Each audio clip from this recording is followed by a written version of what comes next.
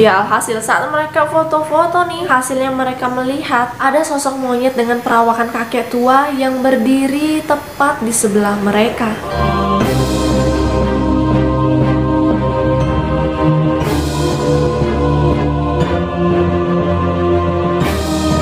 Hai, welcome back to my YouTube channel, dan thank you buat kalian yang sudah klik video ini. Nah, kalian semua pasti tahu Danau Toba kan? Ya, karena emang danau ini merupakan salah satu danau yang paling terkenal di Indonesia yang terletak di tengah-tengah Pulau Samosir bagian utara. Nah, selain dikenal karena legendanya yang sampai-sampai diadopsi jadi banyak film tuh di Indonesia, tapi danau ini juga terkenal karena keangkerannya, dimana banyak kesaksian-kesaksian di luar nalar dan bahkan banyak kecelakaan yang dikaitkan dengan hal mistis. Dan ternyata nih ya, dari yang aku cari-cari ternyata lumayan banyak juga nih hal-hal mistisnya. Sampai-sampai nih aku harus pilih nih yang mana nih yang bakal aku bawain, yang mana bakal aku jelasin sekarang gitu. Dan biar kalian gak pada kepo juga nih, let's get started.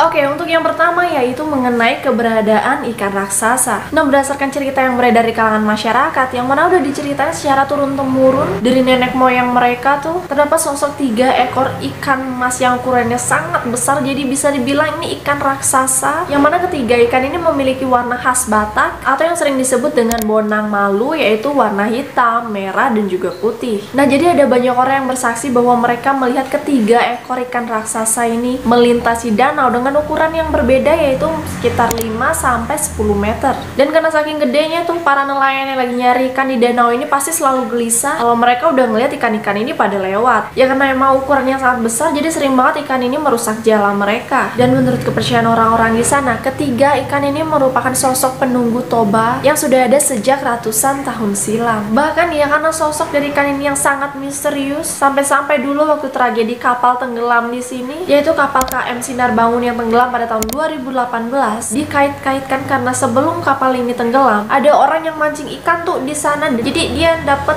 apa itu namanya ikan, iya ikan. Jadi pas orang itu mancing, dia dapat ikan mas raksasa. Yang mana sebenarnya ketua adat di sana udah coba nih nyuruh si pemancing itu untuk lepasin aja lah ikan itu gitu loh. Tapi ya si pemancing gak menghiraukan, sampai akhirnya tragedi kapal tenggelam ini pun terjadi dan merenggut nyawa ratusan orang. Dan bahkan katanya ada banyak orang yang masih hilang, jadi jasadnya tuh gak ditemuin sampai saat ini. Oke, kalian jangan macam-macam kalau pesannya tangkap-tangkap ikan apalagi. Dan hal mistis yang kedua yang harus kalian ketahui yaitu tentang adanya sosok Begu Ganjang. Nah, jadi sosok ini merupakan makhluk mistis yang emang udah dikenal sejak lama oleh etnis Batak Toba. Dan kalau diartikan, Begu Ganjang ini berarti hantu panjang, yang mana keberadaannya ini seringkali dikait-kaitkan dengan hal-hal aneh, kayak tiba-tiba ada orang yang sakit tanpa sebab, ataupun orang yang meninggal secara misterius. Dan bagi mereka yang katanya pernah melihat sosok ini, Begu Ganjang digambarkan sebagai makhluk yang tinggi, yang mana kalau ada orang yang misalnya dia nggak sengaja ngelihat, dia bisa-bisa aja nih ya Begu Ganjang ini mencekik orang yang melihatnya. Aduh,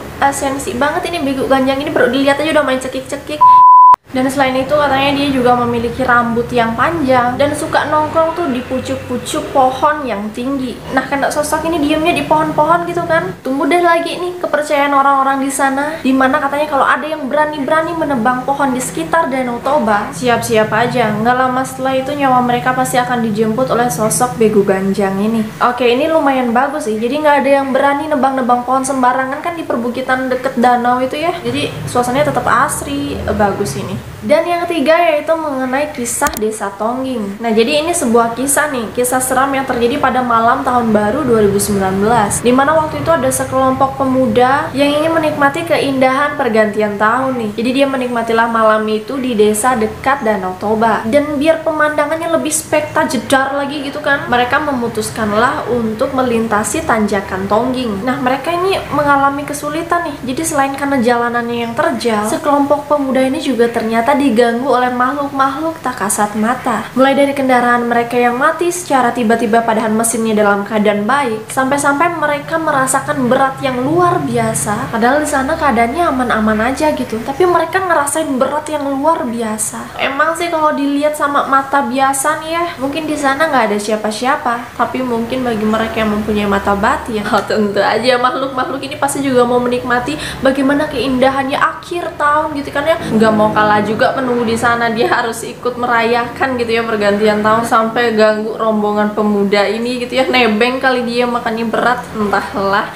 Next, yaitu adanya sosok naga penghuni danau. Jadi kisah mistis yang satu ini hampir mirip sih sama di film-film tuh, dimana menurut mitos yang berkembang, naga ini merupakan anak dari Pak Toba yang berubah menjadi seekor naga yang mana sampai sekarang masih menjaga danau dan selalu menampakkan diri. Dan dari kesaksian beberapa nelayan, mereka mengatakan bahwa sering melihat makhluk bersisik seperti ular yang ukurannya sangat besar dan berenang-renang di permukaan danau, yang mana lagi-lagi nggak ada seorang pun yang bisa membuktikan dari keberadaan naga ini, tapi cukup dipercaya sama orang-orang di sana. Dan hal mistis yang kelima yang harus kalian ketahui yaitu mengenai adanya himbauan untuk mengucapkan kata Santabi Opung. Jadi perjalanan yang kita tempuh kalau mau ke Danau Toba tuh kan ya cukup panjang, jadi cukup lama juga perjalanannya, melewati banyak lembah dan juga mata air. Dan dalam perjalanan kita disarankan oleh warga setempat untuk mengucapkan kata Santabi Opung yang berarti permisi. Ya jadi istilahnya kita mau lewat sana, kita minta izin gitu sama para penunggunya biar sampai tujuan dengan selamat. Dan kalau nih ada satu orang penumpang yang nggak mengucapkan kata-kata ini, siap-siap aja kalian pasti akan diganggu oleh para penjaga yang nggak kelihatan. Dan kalau lebih sialnya lagi nih, bisa-bisa aja kalian akan mengalami kecelakaan. Oke, ini lumayan serem sih sampai kecelakaan. Jadi kalau kalian mau ke sana mending ucapin lah itu Santabi Opung. Jadi cuma mengucapkan gitu aja bisa menyelamatkan nyawa kalian dan nyawa banyak orang juga. Dan hal mistis yang terakhir, yang keenam, yaitu mengenai sosok kakek tua yang ada di danau ini. Nah, jadi kalau kalian yang udah pernah datang ke sana tuh pasti kalian sering ngelihat adanya daun sirih, rokok, dan juga tembakau tuh di pinggir danau. Nah, jadi sebenarnya ini adalah sesajen yang diberikan oleh para warga di sana untuk sosok kakek tua yang katanya ada di sekitar Danau Toba. Dan kalian jangan anggap remeh, sesajen ini sama sekali nggak boleh kalian sentuh, apalagi kalian injak. Karena pernah nih ada orang yang datang ke sana terus mereka nggak menghiraukan lah tentang sesajen ini. Ya alhasil saat mereka foto-foto nih, jeng-jeng, hasilnya mereka melihat ada sosok monyet dengan perawakan kakek tua yang berdiri tepat di sebelah mereka. Kalian jangan macam-macam. Jadi kalau datang kemanapun ya bukan cuma ke Danau Toba aja, kemanapun harus tetap hormat. Apa yang dibilang sama orang-orang di sana